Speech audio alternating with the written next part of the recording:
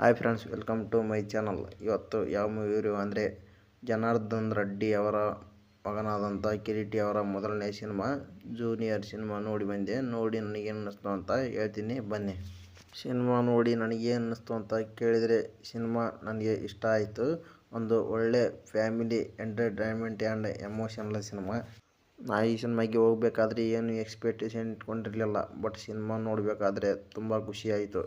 ಕಿರೀಟಿ ಅವರ ಆ್ಯಕ್ಟಿಂಗ್ ಅಂತೂ ನನಗೆ ತುಂಬ ಅಂದರೆ ತುಂಬ ಇಷ್ಟ ಆಯಿತು.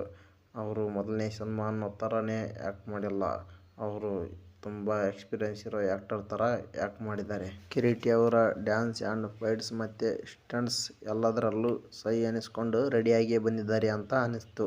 ಇನ್ನು ಈ ಸಿನಿಮಾದ ಕಥೆ ವಿಚಾರಕ್ಕೆ ಬಂದರೆ, ಇದು ಒಂದು father emotional family entertainment cinema ಅಂತ ಹೇಳ್ತೀನಿ. ಸಿನಿಮಾದ ಫಸ್ಟ್ ಹಾಫ್ ತುಂಬ ಅಂದರೆ ತುಂಬ ಇಷ್ಟ ಆಗುತ್ತೆ, ತುಂಬಾ ಸ್ಪೀಡಾಗಿ ಹೋಗುತ್ತೆ. ಬಟ್ ಸೆಕೆಂಡ್ ಹಾಫ್ ಕೆಲವು ಕಡೆ ಸ್ಲೋ ಆದರೂ ಎಲ್ಲೂ ಬೋರ್ ಅಂತ ಅನಿಸಲ್ಲ. ಸಿನಿಮಾದ ಪೂರ್ತಿ ಎಲ್ಲೂ ನಿಮಗೆ ಬೋರ್ ಅಂತ ಅನಿಸೋದೇ ಇಲ್ಲ.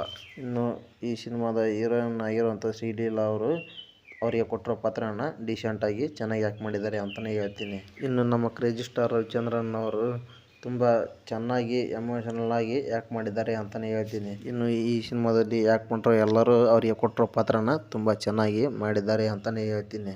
ನನಗೆ ಪರ್ಸ್ನಲಾಗಿ ತುಂಬ ಇಷ್ಟ ಆಗಿದ್ದು ಕಿರೀಟಿ ಅವರು.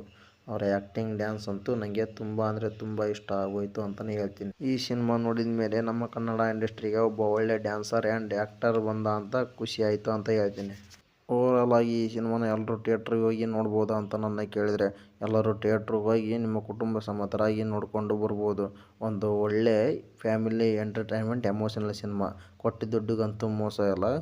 ಸ್ಕ್ರೀನ್ ಮೇಲೆ ದುಡ್ಡು ಹಾಕಿರೋದು ಮತ್ತು ಕಿರೀಟಿ ಅವರ ಹಾರ್ಡ್ ವರ್ಕ್ ಮತ್ತು ಎಫರ್ಟ್ ಎದ್ದು ಕಾಣುತ್ತೆ ಅಂತಲೇ ಹೇಳ್ತೀನಿ. ಸಿನಿಮಾ ಖಂಡಿತ ಇಷ್ಟ ಆಗುತ್ತೆ. ಫೈನಲ್ ಆಗಿ ನೀವು ಸಿನಿಮಾ ನೋಡಿ ಥಿಯೇಟ್ರ್ನಿಂದ ಹೊರಗಡೆ ಬಂದಾಗ ಒಂದು ಒಳ್ಳೆ ಸಿನಿಮಾ ನೋಡಿದೆ ಅಂತ ಸ್ಯಾಟಿಸ್ಫ್ಯಾಕ್ಷನ್ ಸಿಕ್ಕೇ ಸಿಗುತ್ತೆ ಅಂತ ನಾನು ಖಂಡಿತವಾಗಿ ಹೇಳ್ತೀನಿ.